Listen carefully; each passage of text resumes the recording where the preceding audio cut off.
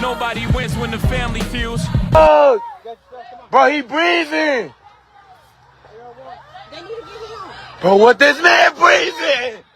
This man breathing. Don't call the ambulance, bro. He breathing, bro. Fuck. Alive. I'm still alive. I'm still alive.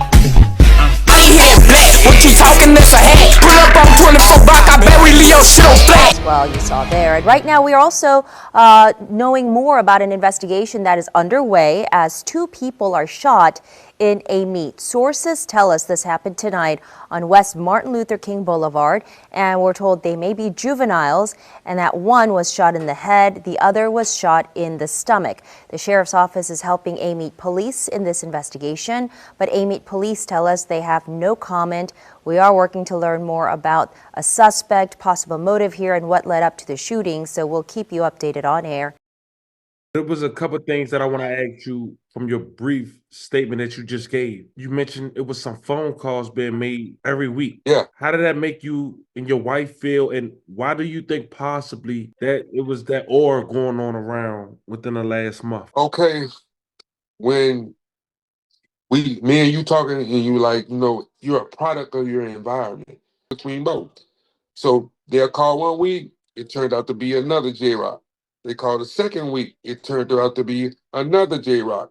They called another week, and it happened to be a J-Rock, but the girl that he was with, which is the mother of the boy that got shot at the school, that got killed at the school, he was with her. Like I say, we all family. And she called us and said, that's not true, he's with me right here. That was the third week. The fourth week is when he actually got shot. To be honest, I like when I get to rectify my wrong in a public setting. You know, as a journalist, I put out a lot of information, and sometimes I'm going to be wrong. But it's not about me being wrong, per se. It's about, do I correct that and spread out the correct information? This video is a prime example of that. You see, we put out a video just about 12 hours ago. We spoke on a young man who was gunned down, having the aftermath being put on Facebook Live after a fight between a stud and some alleged ops, and having some group of young men in the back seat without them knowing before they brandished firearms, shooting him and his friend. But a couple of the facts was wrong, and a couple of them was right. In fact, a lot was right, but we still had some wrong. Nonetheless, I took it down. Guess who reached out? A family member of this young teen. They wanted me to put out the right information. Without them even telling me to take the video down, I did. And in return, God gave me the opportunity to have a candid conversation with them. Talk about the facts, talk about what possibly led up to this, and where they stand today. This is a young kid who lost his best friend in similar fashion, inside the high school. Same place, same spot, just 2 years prior. And during this interview, I end up getting the chills, knowing that not only are we speaking to the stepfather of a young teen who lost his life a week before graduation after being shot in the back of the head, but his best friend who lost his life 2 years prior, parents, was in the same house of this victim's stepfather was in as we speak and do this interview. But nonetheless, I don't want to waste too much time on this intro. My plan here is simple. Going over this story once again. Briefly going over the facts, the correct facts, and then giving you guys the floor after this interview between me and the victim's dad. But before we go over this one, I want you guys to remember, I don't give you no angle. I just give you the story. So with that being said, make sure you like, comment, and subscribe. We're going to jump right to it. Fam, it's a platform on YouTube called Stepping Stories. They do a lot of content in Louisiana. If you guys love the drill culture, you guys should check them out. But on his Instagram page, he ended up having a clip of a Facebook Live. Someone going live, acting as if though they concerned on who this individual is after being gunned down, broad daylight, being shot in the back of his head while waiting for ambulance. But at this point, he's still breathing. Bro, what this man breathing? This man breathing. Don't call the ambulance, bro. He breathing, bro. What the fuck, bro? Hold on, bro. Hold on. Who this is? Who is this dude, bro? Bro, this. I know that old girl. So that's, bro. That's Black Son. That's Black Son. Bro, what the fuck, bro? Fuck. Also on Stepping Story's platform on his Instagram page, he posted a clip of a young man inside of a hospital. This incident was also related. The victim you guys just saw on the ground was friends with the victim who was in this hospital. Before we elaborate, check the clip out. I'm still alive. I'm still alive. Now the person you just saw in that hospital bed had just recovered from getting shot as well. He's a local rapper. He go by the name D2. His rap stage name is D2400. Now allegedly the 2400 stands for 24, and he also go by 64 or 64. Apparently, and I may be pronouncing it wrong, forgive me fam, is in Amite, Louisiana. Now D2 is 18 years old, and he have a crazy story alone by himself. He just came home less than 2 months ago prior to getting shot and making that video in a hospital bed, with rumors floating around that he might be allegedly have to wearing a boo-boo bag as we send prayers his way. Now another thing is that the reason D2 just came home just 2 months ago is because he got caught in a video that was released 11 months ago by his cousin and another member who allegedly rep his neighborhood that also rap. This video got a little under 3,000 views, but he was caught by his parole officer after being on juvenile parole having a firearm on his waistband, and that video made him serve 9 months in juvenile. Ain't no ducking wreck, serving my lane, we go collide. We done turned the city up, got niggas scared to come outside. Now when D2 got shot, before we go over the details of his friend and pay our respects, this was May 5th, 2025 at around 7 p.m. alongside Martin Luther King Boulevard in Amite, Louisiana. But an 18-year-old woman got into an altercation, allegedly, with a young man because they assumed she was a man. She went by the name of Natasha Williams, who also later got arrested after turning herself in. She was 18 years old. Now the reason that she was arrested and had a warrant for her arrest and later was the driver to the perpetrators who pulled the trigger is because she used her vehicle, which authorities described as a red sedan. Now here's where things get a little gray. With the people who located in 2464 territory, which is Amite, they did not see or was expecting men in the back seat of a tended vehicle with firearms. So essentially they had their guards down before being ambushed after the fight. And some would say that fight was just a decoy. 2 people were injured in a shooting this evening. And Andres Fuentes, he joins us live from the scene with the very latest details tonight. Hey, Andres. John, Lauren, we've got this information fairly recently from a Fox 8 source, able to confirm that it was a double shooting here on MLK and Richardson around 7 o'clock here at Amite City. I'm going to step out of the way because it is still an active crime scene. We do have dozens of officers and investigators and detectives here, as well as several units here on the scene looking into the fine details of what happened here. Again, around 7 o'clock this afternoon, that's when our source says, our information says, that it was 2 victims involved in this shooting. One of those victims was shot in the head. Another one was shot in the abdomen. The Denver Parish Sheriff's Office was called to the scene after that shooting just for crowd control. It was an emotional scene here. They're also called for crowd control at a nearby medical facility where the victims were taken.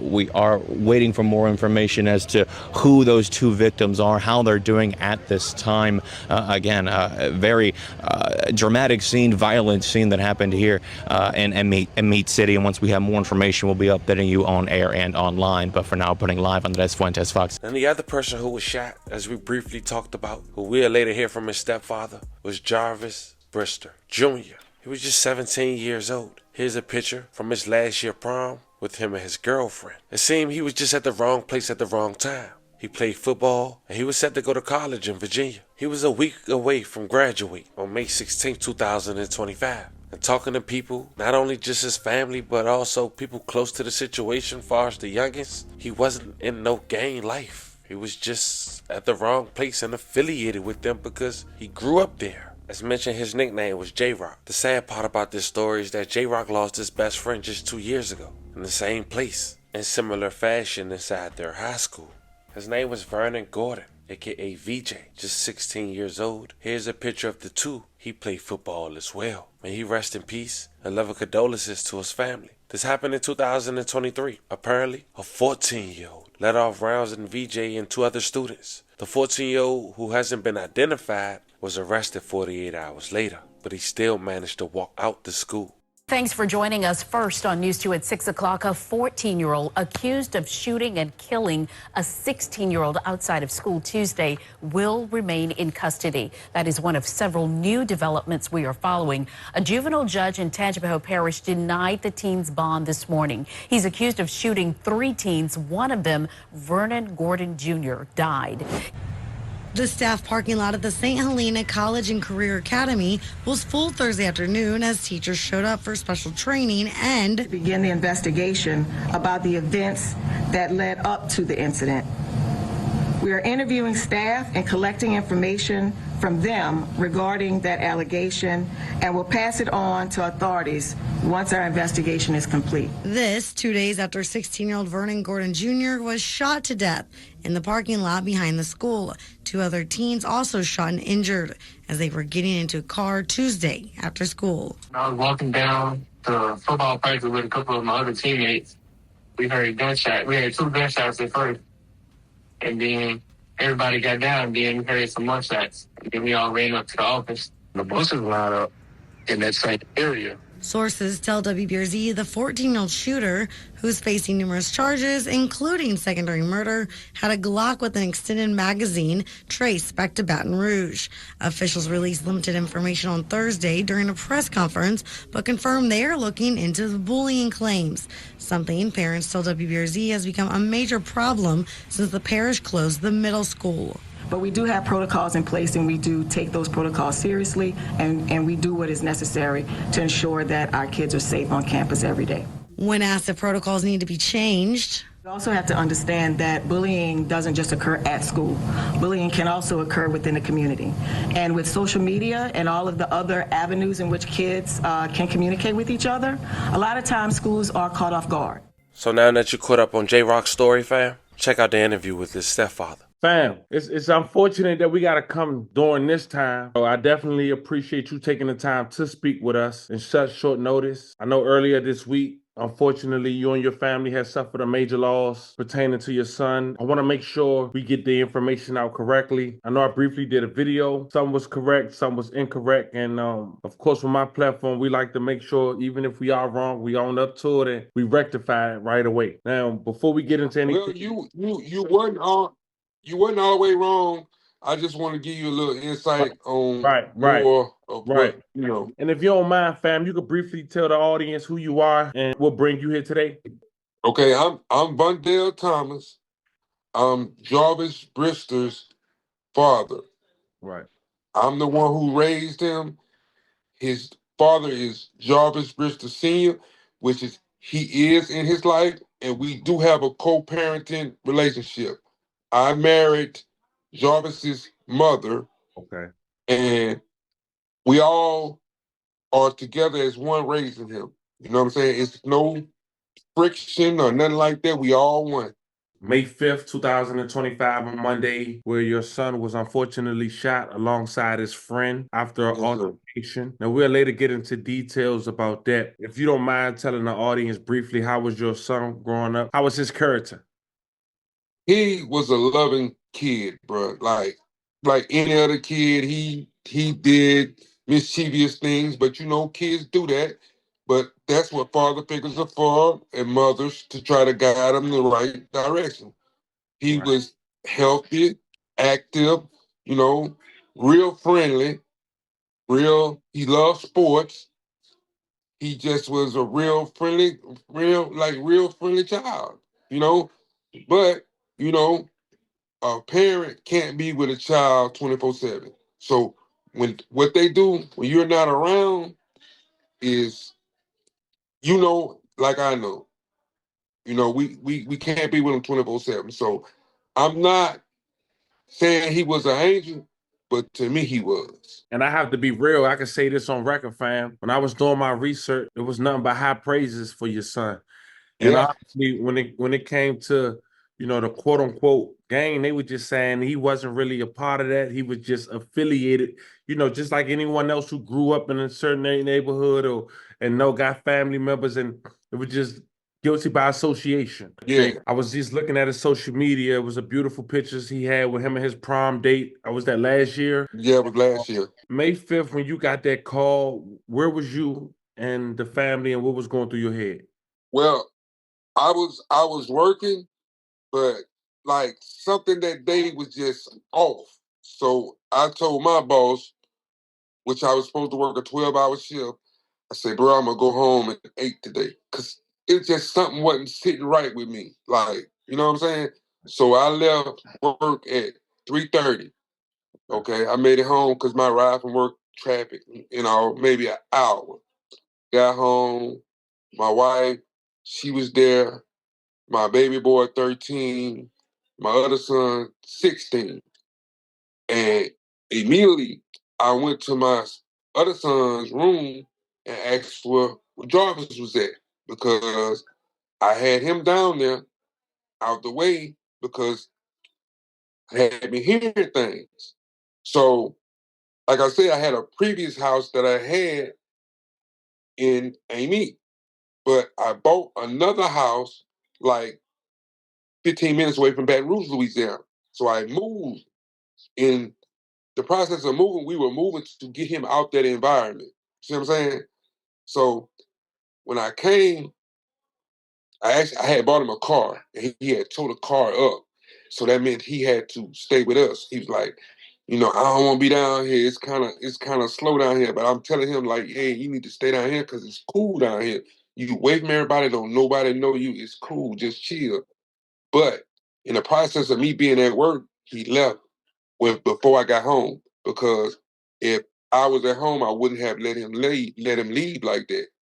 So when I asked my baby boy, I'm like, "Where's Jarvis?" He said he left with his girlfriend. So I thought that he was going by his girlfriend's house, which I'm friends with his girlfriend's mother and father.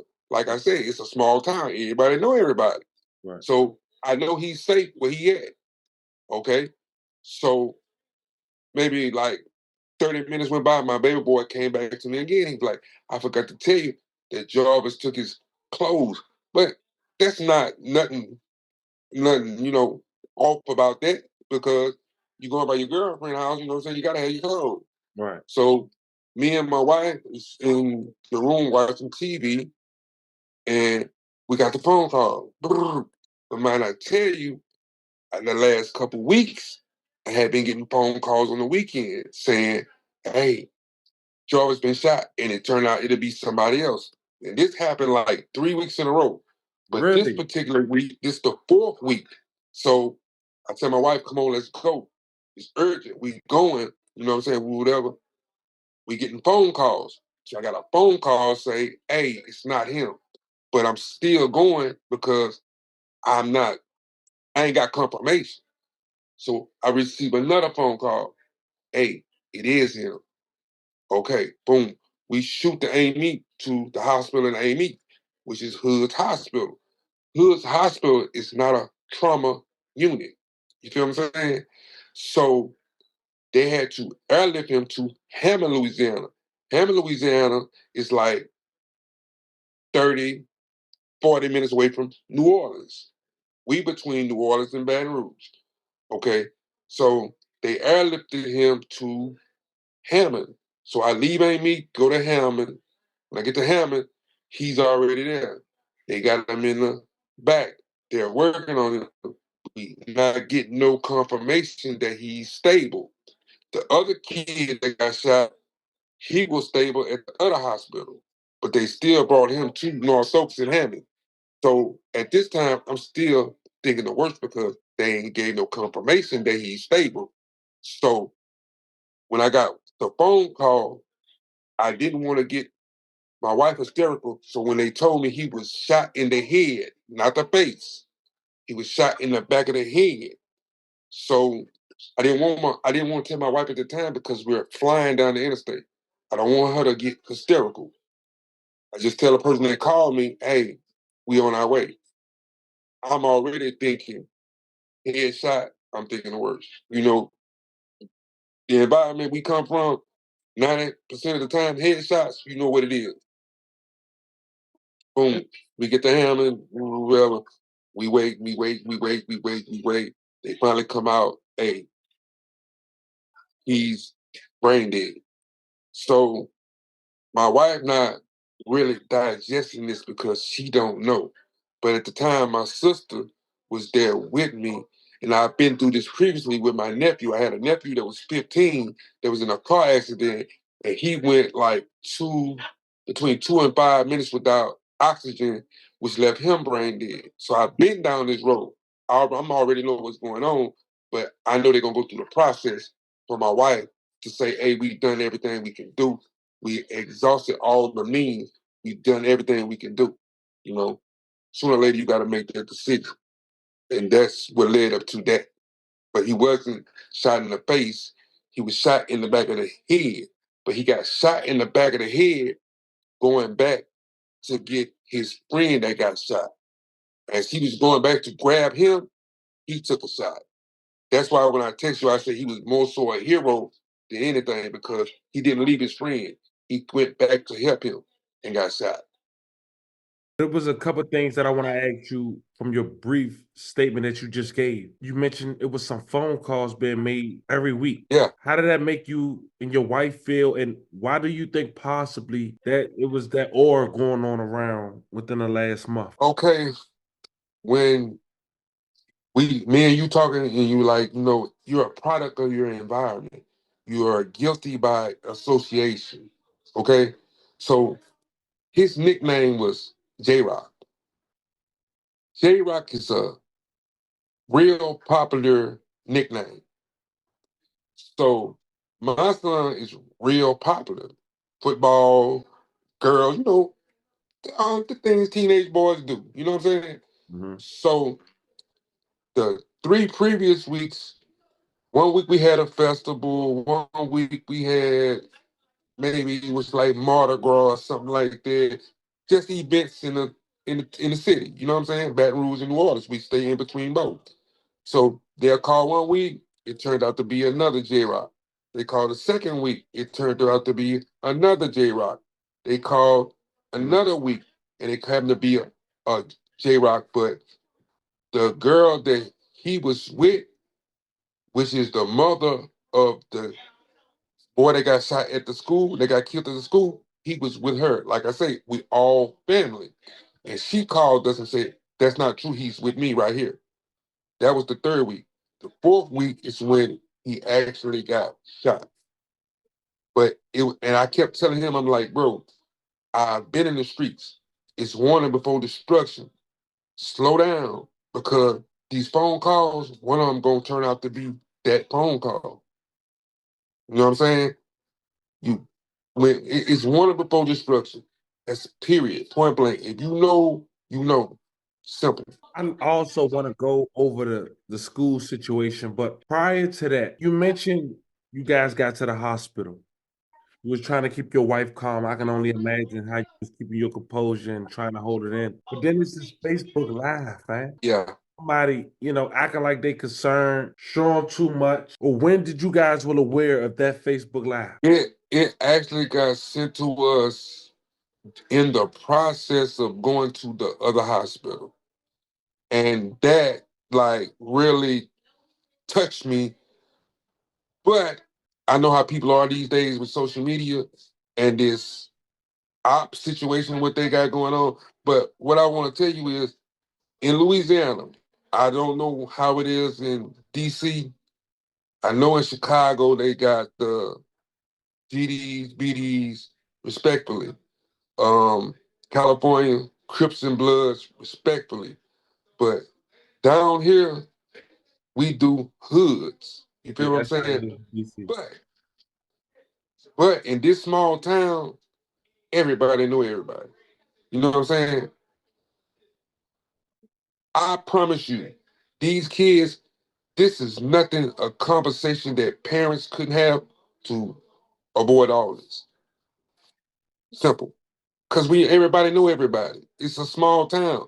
Just like I read in the comments before, I didn't know all this stuff went on in small towns like this. They are trying to adapt to the city structure. They really are. But they don't understand what they're doing because back in the gap, we used to fight and you live to see another day.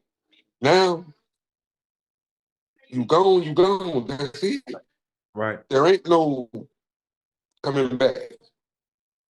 And it's crazy because I was seeing a pattern of alleged back and forth for the last like 3 years. But some would say this been going on for generations. And when you got something so small and then everybody going to Hammond to do their local shopping and all that, everybody gonna run into each other. I want to take it back to May 5th, and I want to, as we continue to go on.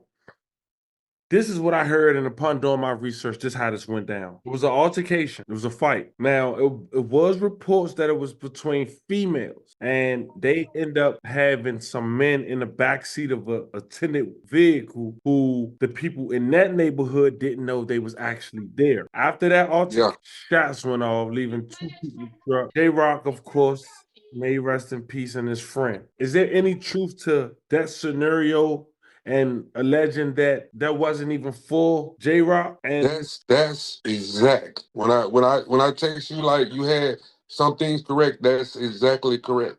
100% correct. Do you know what type of firearm that was used? Bruh, real talk, I'm still waiting because they performed the autopsy. They performed the autopsy. So as soon as that come back, I can tell you exactly what he was shot with. As of right now, all I know is it was large caliber pistol, or maybe a switch or a Draco. They saying a Draco, but That's what they were saying. I can't say. Okay. Yeah, but as soon as the autopsy come back, I'm gonna stay in touch with you and give you everything I get from here on out. Your son was set to graduate next week. Next week on May 16th.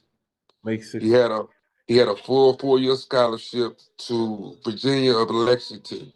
Okay. Full 4-year in football. When I was doing my research, fam, I also stumbled upon a picture of your son and his unfortunately late friend from 2 years ago, a young man who lost his life inside the school, a gunman, 14 years old, who was later arrested, walking inside and shooting not just that young man, but 2 other individuals, if I'm not mistaken. BJ got shot 7 times, Twin got shot 9 times, and another one I can't really recall how many times he got shot, but BJ got shot 7 times and Twin got shot 9 times.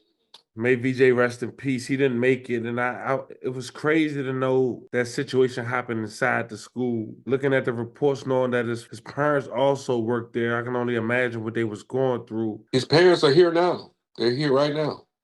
Wow, really? Right now, in the next room, right now.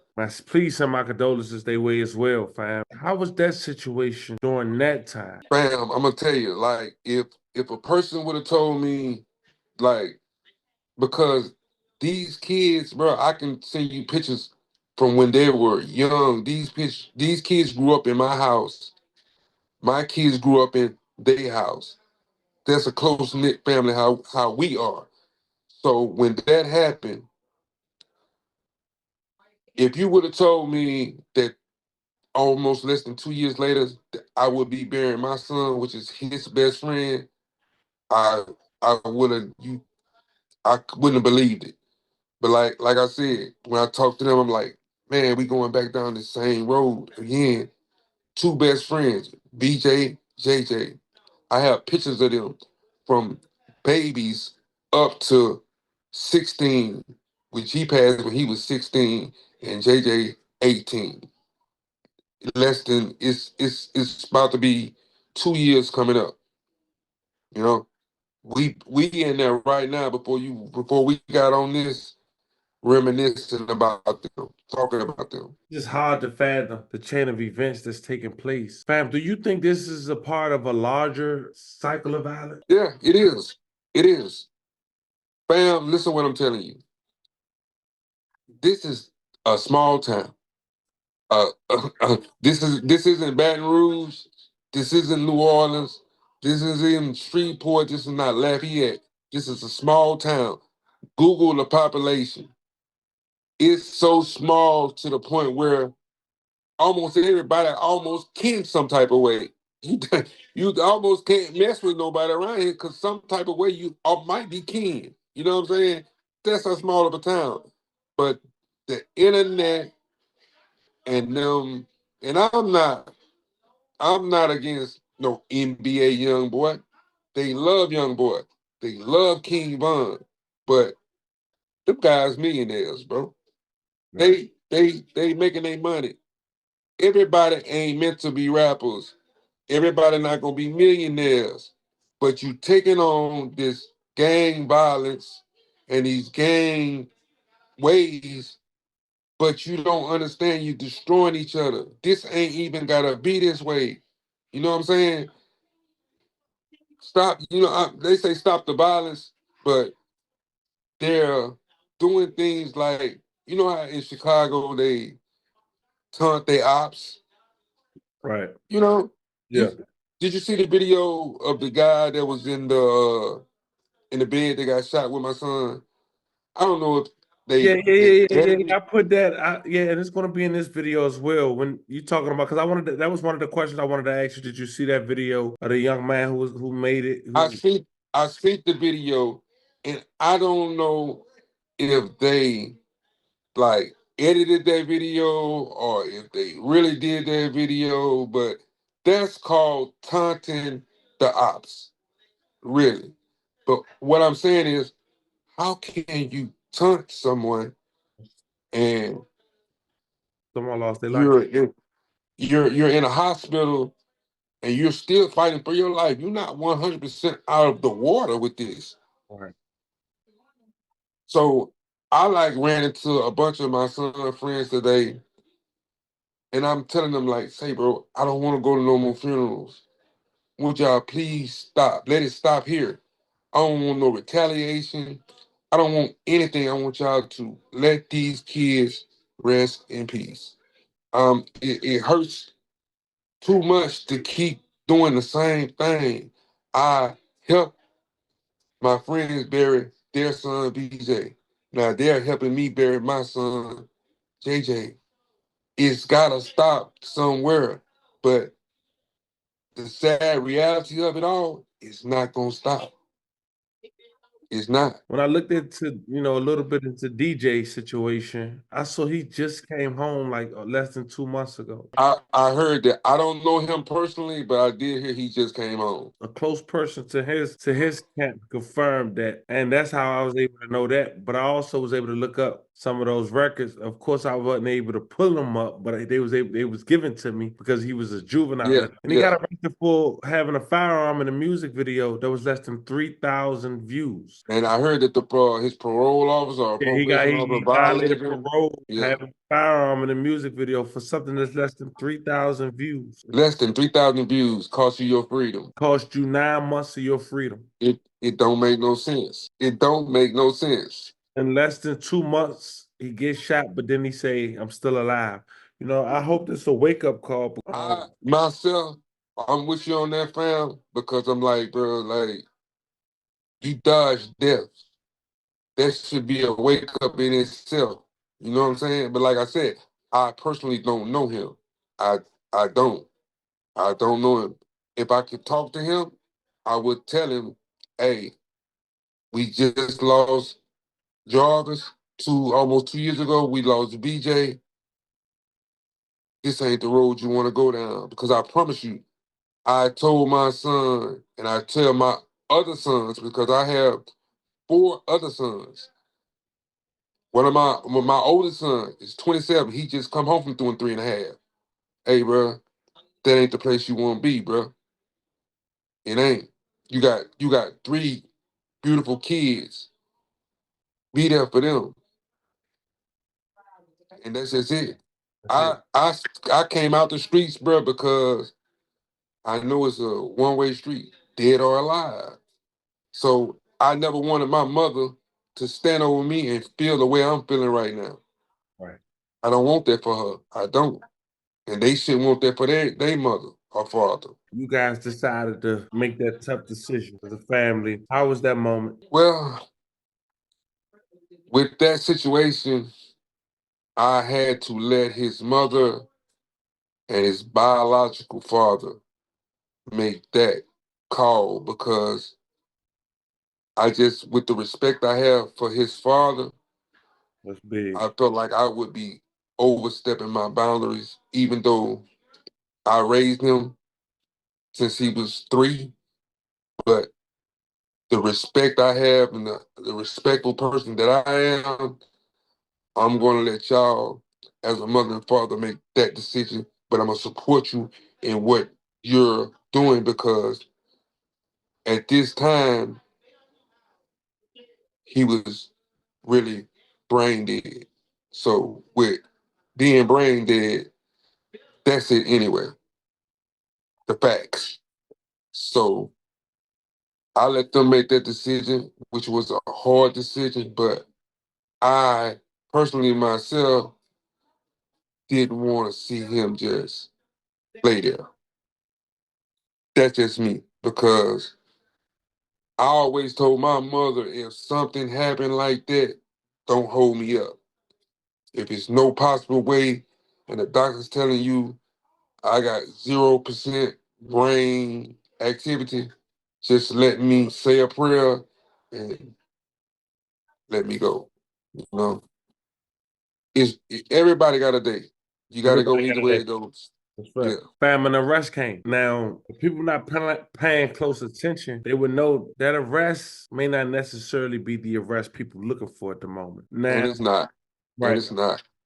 Of course, surveillance footage was able to capture a red sedan, and that helped get an arrest because the owner of that red sedan was allegedly also in the altercation that started prior to the shoot. Facts. Facts. And from my understanding, she didn't get a murder charge. It was a lesser offense to murder, but essentially she was the getaway driver. But I don't know if you can say the getaway driver unless that was premeditated because that was her car. She got into an altercation. What's your thoughts on that?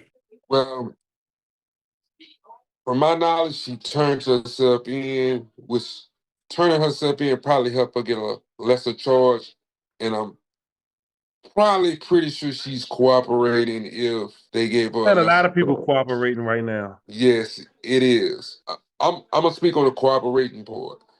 Okay, when you're a civilian, you're 100% entitled to cooperate. When you're a street person, that's just like I once was a street person. So if I, being a former street person, cooperated, I am a rat. Do you understand what I'm saying? No. So if I got arrested for something and I cooperated, I'm a rat. But if you are a civilian and you have no street ties, never did no street shit, you're clearly entitled to do what needs to be done and told. But I personally, I'm not because I've been on the other side and I'm personally not telling anything because you're considered a rat. That's just my feelings on that. So with her or whatever she want to call herself, she turned herself in. So she got a lesser charge. So it trickles down here. Let's just see what she got to say and what she's going to do for herself. But there also has been another arrest made too. Fam, you think that situation would have happened if the fight when it went down? From me to you, it would have went down regardless. It was all premeditated. It was all premeditated.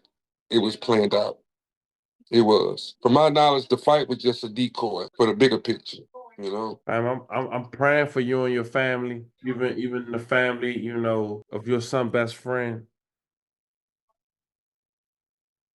Talking about best friends who lost their life in gruesome fashion. Same way, same shot, same spot, same everything. That's weird though. It's it's weird.